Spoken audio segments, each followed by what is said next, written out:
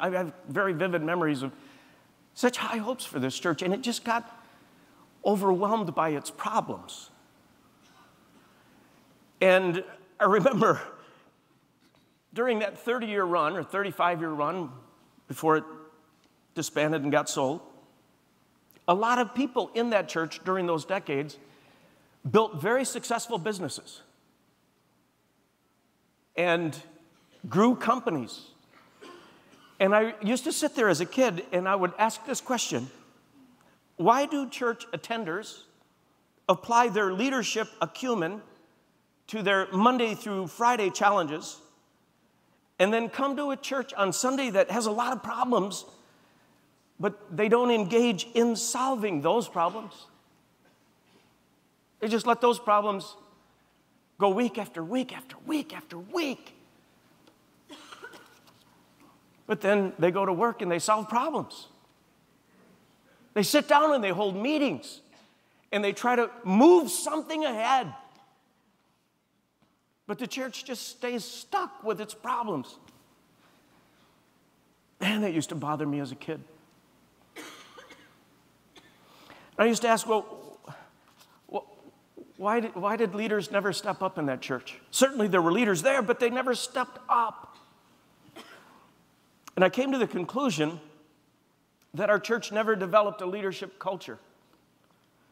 In other words, leadership was never taught. It was not valued. It was not encouraged. It wasn't challenged. It wasn't exhorted. It wasn't celebrated. It never made it to the radar screen. Now, that's a little curious to me because the Bible was taught in our church every single week. But that subject matter just never came up. The book of Romans, we had one pastor that just loved the book of Romans, spent years in Romans, and right in the heart of one of the most magnificent chapters in that fantastic book, Romans 12, verse 8, there's a verse about this actually, and it simply says, if you've been entrusted with the spiritual gift of leadership, everyone's been entrusted with spiritual gifts. If you've been entrusted with the spiritual gift of leadership, lead. My gosh, lead. Step up. Lead with all diligence, which simply means get better at leading. Develop your leadership gift. Read about it. Get around people who are ahead of you and ask them how they got where they got. Go where leadership is taught.